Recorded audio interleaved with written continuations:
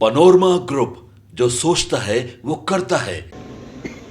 मैं 22वीं annual conference जो economic association of Bihar ने आयोजित की है, उस कॉन्फ्रेंस में शरीक हुए सभी अर्थशास्त्र के प्राध्यापक, विद्यार्थी, चिंतक, इन सबको बहुत बहुत शुभकामनाएं देता हूँ, शुभेच्छा। हमारे देश का आर्थिक विकास हमारे लिए बहुत महत्वपूर्ण है और इसलिए स्वाभाविक रूप से एक बात विवेकानंद जी ने कही है, वो अक्सर हम सब लोगों ने याद रखनी चाहिए। विवेकानंद जी ने कहा था कि no philosophy can be taught to empty stomach.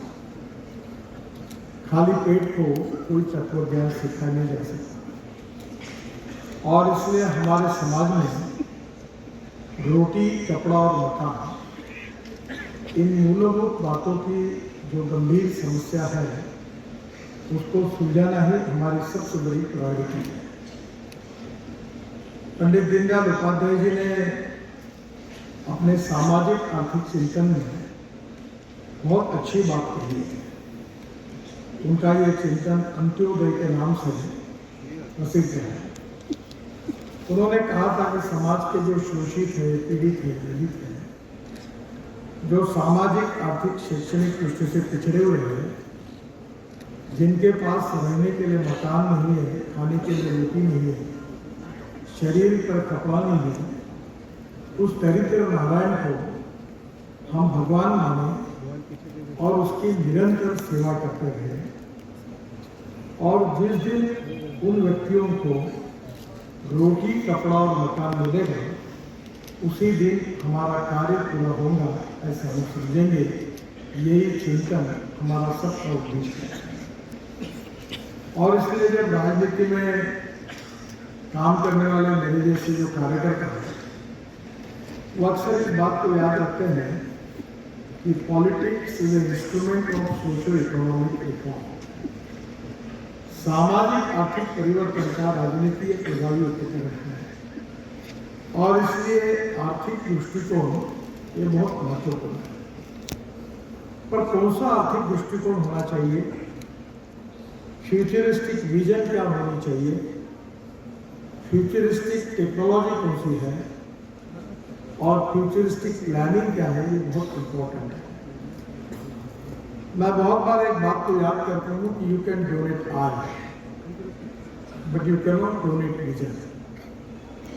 आंखें दान किए जा सकते हैं पर दृष्टि दान नहीं की जा सकती। हमारे गांव की, हमारे जिले की, हमारे शहर की, हमारे राज्य की और हमारे देश की विकास की दृष्टि अगर एप्रोप्रिएट होगी तो ज्यादा समय नहीं लगेगा परिस्थिति को बदलने के लिए। और इसलिए स्वाभाविक रूप से हमारे देश में कौन सी आर्थिक नीति को अपनाकर हमको आगे जाना है, ये बहुत महत्वपूर्ण है। सबसे पहली बात यह है कि जो हमारे उद्देश्य के रूप में हमारे प्रधानमंत्री जी ने, हमने सबने रखी है कि हमारे देश को आत्मनिर्भर भारत हम बनाना चाहते हैं। अभी हम दुनिया की 5वीं इकोनॉमी है और fastest growing economy in the world है। तो हमारे इकोनॉमी को 3rd largest economy in the world बनाना हमारा उद्देश्य है।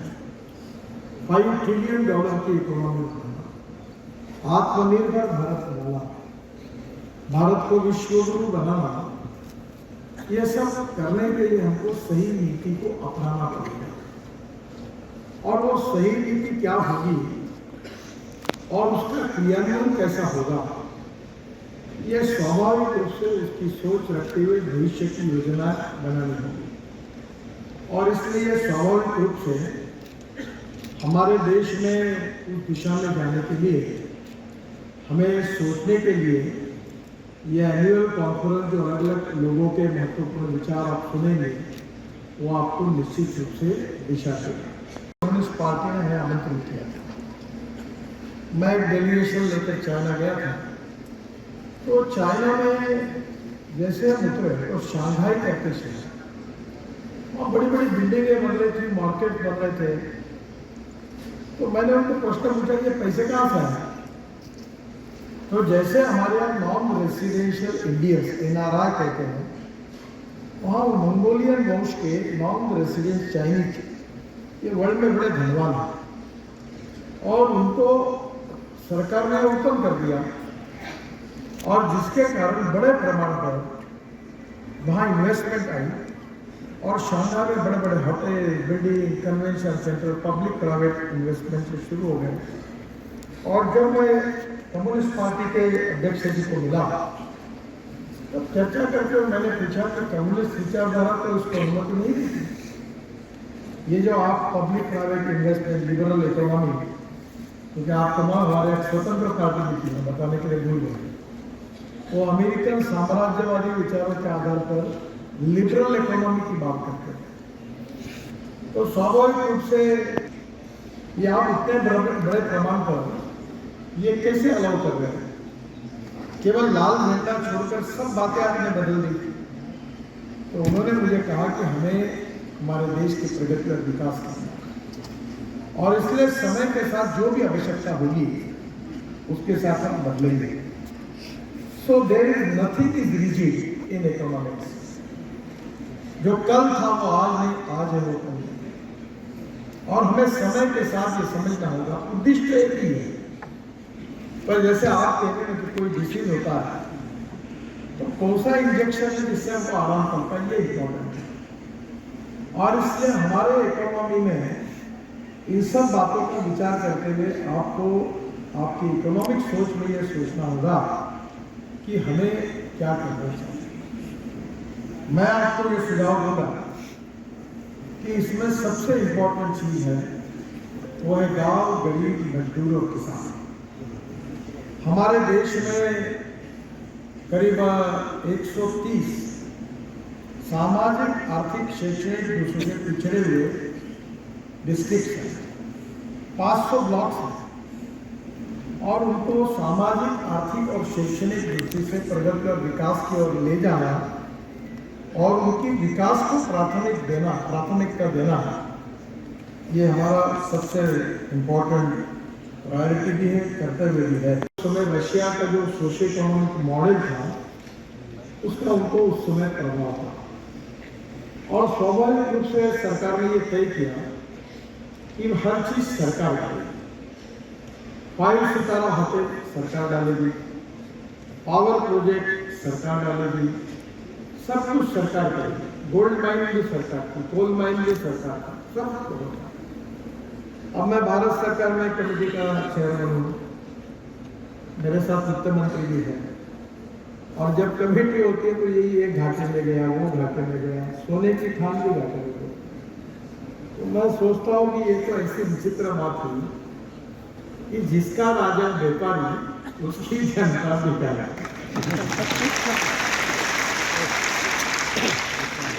सरकार ने कभी व्यापार नहीं करना चाहिए। Government is only suppose to frame the policy. धोरण और नीतियां बनाना सरकार का काम है, होटल चलाना सरकार का काम है। और उसका परिणाम ये हुआ कि देश में पहले करीब 25-30 साल हमारे देश के बजट से जो कैपिटल इन्वेस्टमेंट आई उसमें गांव में बनने के लिए रोड नहीं बना, किसानों के सिंचाई के लिए सिंचाई के प्रकल्प नहीं बने, गांव में बिजली मिलनी चाहिए उसके लिए प्रायोरिटी नहीं मिली। और मुझे याद है कि मैं जब महाराष्ट्र में मंत्री था और 34-36 साल की मेरी उम्र थी तो अटल बिहारी वाजपेयी जी ने मुझे बुलाया। तो मुंबई में आप मुंबई आते हो तो समुद्र में एक बहुत बड़ा वर्ली बांद्रा सीलिंग प्रोजेक्ट बन रहा है और पचपन उद्यान को फ्लाईओवर्स बनाए थे और मुंबई और पुणे के बीच में एक द्रुतगति महामार्ग बनाया है। उस समय वाजपेयी जी ने उस सब देखा और उन्होंने मुझे बुलाया और उन्होंने मुझे कहा कि तुम एक काम करो कि हिंदुस्तान में 6.5 लाख गांव है पर अभी तक गांव में जाने के लिए रोड नहीं है। तो गांव को रोड को जोड़ने वाली योजना तैयार की। तो मैं 3 महीने काम करता रहा। रिजर्व बैंक के डिप्टी गवर्नर, नाबार्ड के चेयरमैन, बड़े बड़े अधिकारी मेरे साथ थे। और 3 महीने के बाद मैंने अपना रिपोर्ट वाजपेयी साहब को सौंपा। बाद में 1 महीने के बाद उस समय के राष्ट्रपति डॉक्टर अब्दुल कलाम साहब ने उस योजना को जाहिर किया और उसका नाम भी मैंने ही रिपोर्ट में रखा हुआ था। आज भी वो भारत सरकार की फ्लैगशिप योजना है जिसका नाम है प्रधानमंत्री ग्राम सड़क योजना।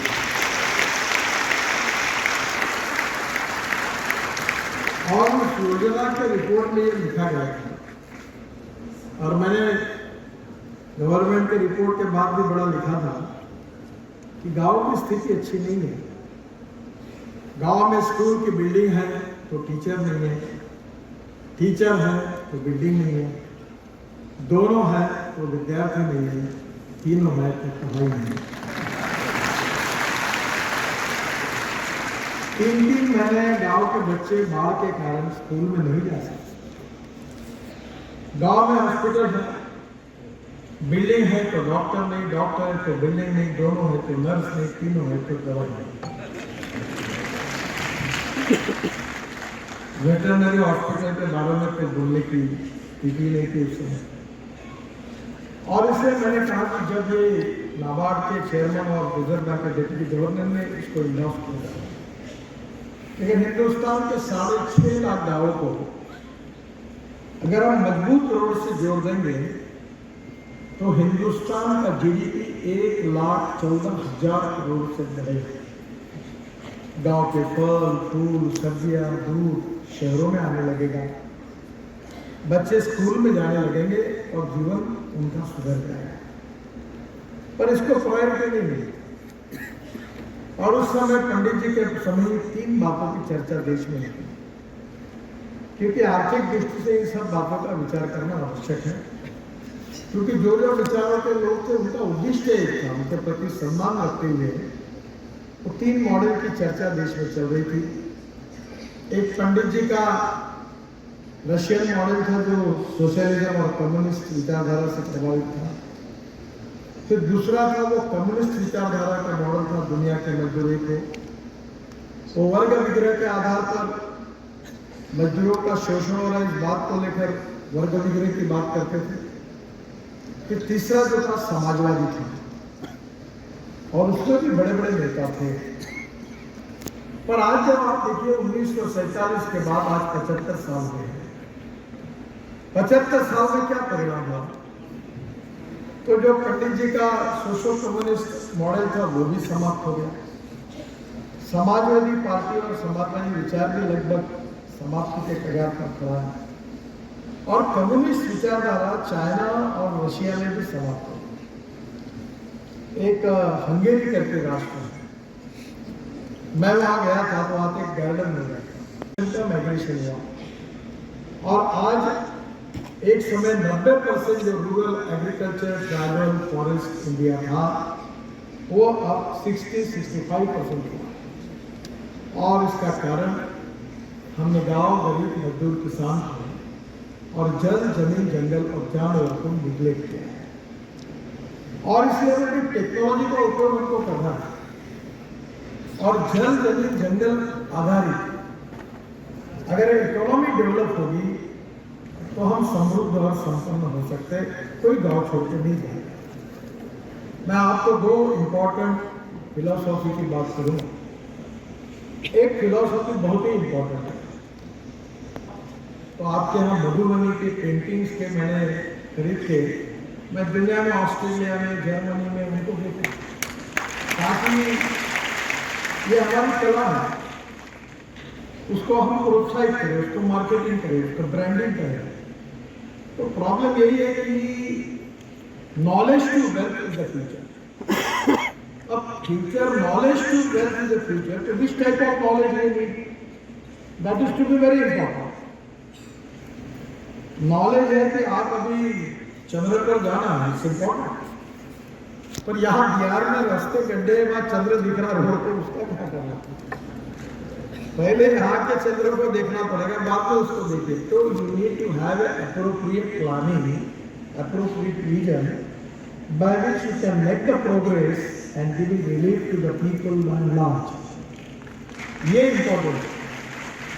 तो मैं आपको पहली बात बताऊंगा कि नॉलेज, पढ़ाई, शिक्षा, स्किल, मैं फिर से आपको बताता हूँ, ये बात आप जरूर याद रखिए। Innovation, entrepreneurship, science, technology, research, skill and successful practices, we name it as knowledge and conversion of knowledge into wealth in the future.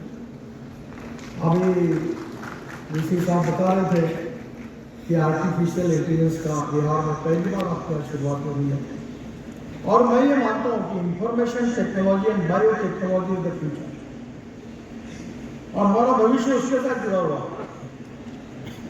मैं इतना विद्वान नहीं हूँ कि मैं जब 75 में विद्यार्थी था और उसी 25 दिसंबर में इमरजेंसी लग गई, तो मैं 11वीं में पढ़ रहा था।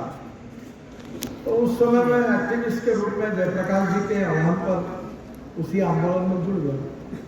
तो मेरा बहुत बड़ा नुकसान है, क्योंकि 11वीं की परीक्षा जब हुई तब मुझे 52% मार्क मिले, जबकि पहले मेरे को फर्स्ट क्लास मिलता था, क्योंकि मेरा ध्यान उस समय भलते ही था।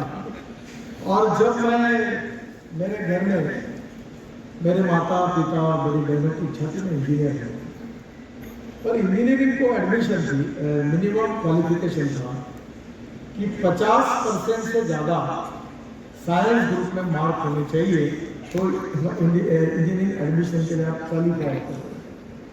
अब मुझे दुर्भाग्य ऐसा कि मुझे 49.26% मिले, तो मैं डिस्क्वालीफाई हो गया और मैं इंजीनियरिंग कॉलेज को मुझे एडमिशन नहीं मिली।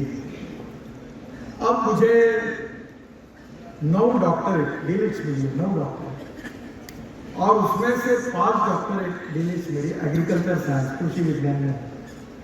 सब लोग तो मुझे रोड के लिए जानते हैं, पर मैं किसानों भी काम करता हूँ, क्योंकि मेरे क्षेत्र में 10,000 किसानों ने आत्महत्या की।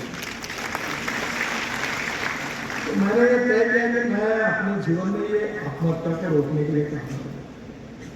तो मैं अभी हमारे डिपार्टमेंट में 7 वर्ल्ड रिकॉर्ड हुए, 7 वर्ल्ड रिकॉर्ड, टनेज बने, रोड बने, ब्रिजेज बने, हाईवे बने, 50 लाख करोड़ के काम मैं अभी तक कर सका हूँ।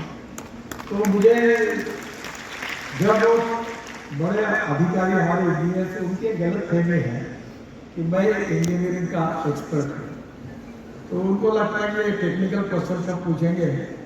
और अभी तो मैंने तय कर दिया कि मुझे कितने कॉन्ट्रैक्टर को ब्लैकलिस्टेड करना और कितने लोगों को सर्विस से निकालना, इसका भी मुझे रिकॉर्ड बनाना, जो अनप्रोडक्टिव है उनको हटाना। तो मैं अभी आपको बताता हूँ कि नॉलेज और लाइफ में सक्सेस का कोई संबंध नहीं।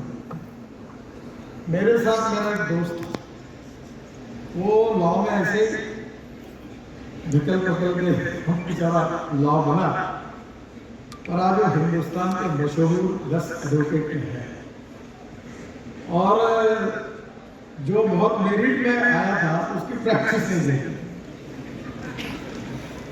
तो नॉलेज को हासिल करना और प्रैक्टिस में सक्सेसफुल होना दोनों एक नहीं है, और इसलिए सबसे इंपॉर्टेंट चीज है कि एजुकेशन बहुत जरूरी है, but we need to understand the spirit behind the education.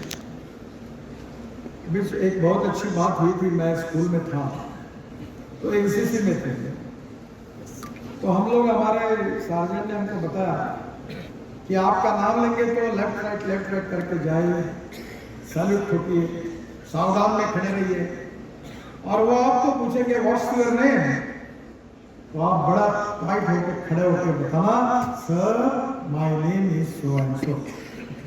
फिर एग्जाम शुरू, एक लड़का आया, उसने भी सब बराबर किया और सैल्यूट ठोक के सावधान में खड़ा था, पूछा what's your name, sir my name is so and so.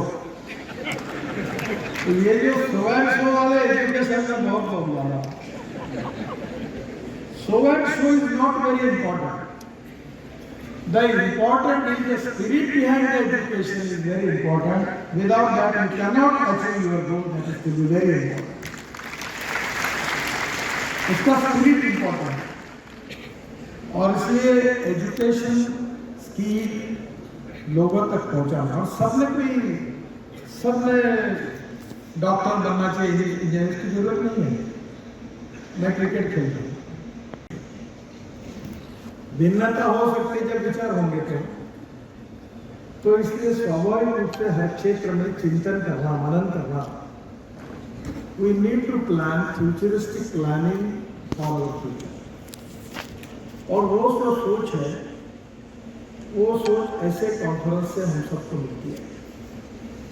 थोड़ा सा रेफरेंस देने के लिए मैं आपको पुरानी बातों की तरफ लेके जाऊंगा कि हमारे देश में 1947 को हमें स्वाधीनता मिली और स्वाधीनता जब मिली तब महात्मा गांधी जी ने यह कहा था कि हमें राम राज्य का निर्माण करना है। और राम राज्य की जो संकल्पना थी, क्योंकि प्रभु रामचंद्र मर्यादा पुरुषोत्तम केवल नहीं थे, वो आदर्श राजा थे, आदर्श पिता थे, आदर्श शासक थे और कल्याणकारी योजनाओं के द्वारा उन्होंने जो राम राज्य की स्थापना की थी उसको आइडियल के रूप में हमने स्वीकार किया है। पर इसी का संबंध मुझे याद आया कि अभी कुछ दिन पहले यूनो में एक वर्ल्ड कॉन्फ्रेंस हुई और वर्ल्ड कॉन्फ्रेंस में भूटान के प्रधानमंत्री जी ने बहुत अच्छी बात रखी। उन्होंने क्या कहा था? उन्होंने कहा था कि डोमेस्टिक हैप्पी ह्यूमन इंडेक्स ये हमारे लिए बहुत महत्वपूर्ण है। हमारी भाषा में अगर उसको हम कहेंगे सुखांक। सुखांक का मतलब क्या होना?